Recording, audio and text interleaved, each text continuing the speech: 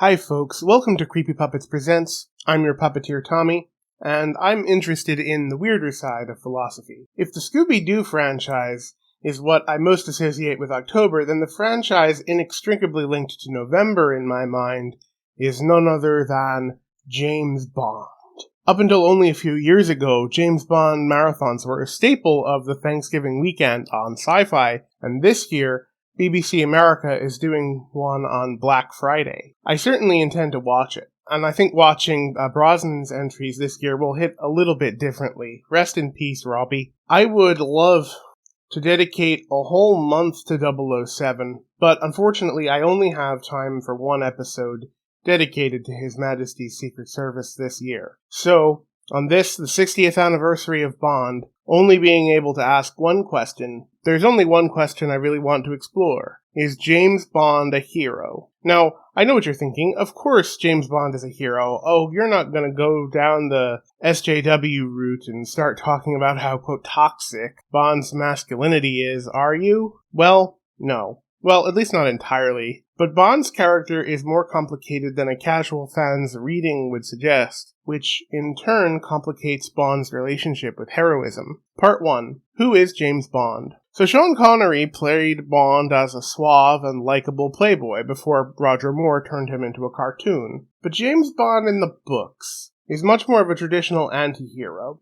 See, the main theme of the books, or at least of Casino Royale, is a man out of time. Book Bond was a naval officer and intelligence agent during World War II, very much like his creator, Ian Fleming. And he can't really get his head around the Cold War. Bond feels much like the dinosaur he's frequently called. He's portrayed in book as being too sexist and racist for the 1950s, to the point of disturbing Felix Leiter. And Bond's an alcoholic chain smoker who too often relies on amphetamines to stay awake during long missions. And as an assassin, Bond has a well-developed tendency towards sociopathy, increased immensely by Vesper Lynd's betrayal at the end of Casino Royale. Timothy Dalton's take on Bond is very book-accurate, and if you've seen him in Penny Dreadful, he still carries that anti-hero energy fantastically. But unfortunately, his Bond movies were largely forgettable. So, general consensus on the Dalton Bonds is that he was too far ahead of his time. Daniel Craig, though, deftly walks the tightrope between being book-accurate and charismatic,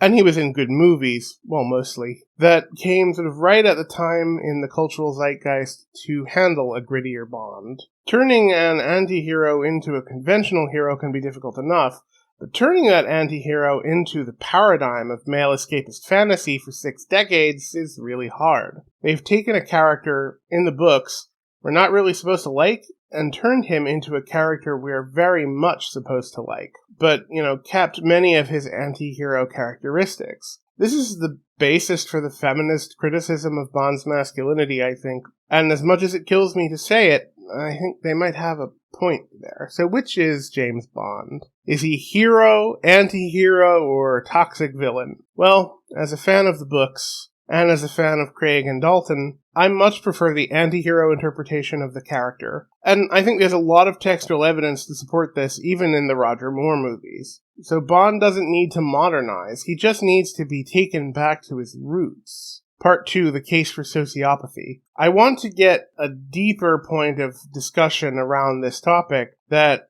conversations like this about 007 rarely engage with in depth. The necessary role of violence and, to some extent, sociopathy in society. Let's talk a little bit about empathy for a second. Emotional empathy is knowing what the other person feels, but not being able to feel emotions in response. Cognitive empathy is when you don't know that someone else is in pain. Sociopathy is frequently synonymous with the lack of emotional empathy, while a lack of cognitive empathy is what people usually mean when they say autistic people, quote, lack empathy. Of course, autistic people can experience cognitive empathy and can also struggle with emotional empathy. We know that there appears to be a natural variance in the amount of empathy people experience. And there is some evidence that sociopathy has survival advantages.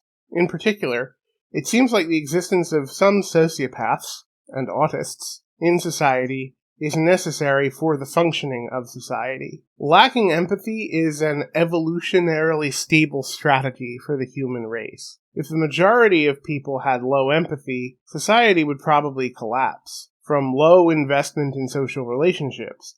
But if everyone were super empathetic all the time, people might become so preoccupied with investment in social institutions that non-social tasks necessary for survival might be neglected. Imagine a high school where literally everyone is so obsessed with popularity and gossip, nobody does the group social studies project, except instead of teenagers, it's the entire human race, and the social studies project is staying alive. Evolutionary stable strategies are the Nash equilibria of evolutionary competition. Basically the optima for each competitor over the most iterations of competition. The best way to explain the concept is actually not A Beautiful Mind, which features Russell Crowe as John Nash, the discoverer of Nash equilibrium, but the horror movie Daybreakers, featuring almost James Bond, Sam Neill. So you're Tatiana Romanova. My friends call me Bond. James Bond. Yes, that was real. Anyway, so in Daybreakers, vampires have conquered the world, and they've driven the human race nearly to extinction through feeding, and then the vampires are dying out because there's not enough blood to go around. It's a great illustration of the point that too much of either strategy is not good, is vulnerable to collapse, so you should definitely go watch it. Anyway, the default assumption most of us have about society is empathy is always good. We should always be working to increase empathy. A lack of empathy is bad. We should shame people with low levels of empathy. Empathy is best there is. But this view of empathy is not merely ableist against people who don't experience high levels of empathy. It's completely out of touch with how social animals actually work. I actually quite like the heavy implication that prominent James Bond parody Archer is autistic. He struggles with empathy and compensates with his lack of social skills by being a dick. I talked about this masking strategy in my video on Hawk from Cobra Kai. Archer's wealth and skills means he rarely faces any consequences for his behaviors. I could definitely see a reading of James Bond as autistic as well as a sociopath. The books and the Craig Bond deals with the idea that socially maladjusted people are highly desirable recruits for Her Majesty's Secret Service, especially before 1994, where verbal forms of autism became diagnosable. And I have little doubt that autistic people, even with diagnoses, are well represented in the intelligence analysis community. Conclusions. So James Bond is a hero to me, especially the one from the books, not because he serves as an escapist fantasy, he's an assassin with a death wish, but because he represents the kind of hero who gets things done, doing what society needs done, even if society clutches its pearls and can't handle the thought of the sort of violence Bond commits. That's all for this time in terms of analysis, but I do want to share with you one brief anecdote. So I once played a game a few years ago where the objective was to come up with as many James Bond-themed Christmas puns as we could, and since it's nearly December, I'm going to do this in the style of one of David Letterman's top 10 lists. So, here are the top 10 James Bond Christmas puns. Number 10, The Living Christmas Lights. 9, Thunder Snow. 8, Snowfall. 7, Give and Let Die. 6, You Only Give Twice. 5, The Man with the Golden Tinsel. 4, Silver and Goldfinger. 3, From Santa with Love. 2, Dr. Ho. And the number one James Bond Christmas pun is number 1, On Her Majesty's Secret Santa. That's all for now, folks.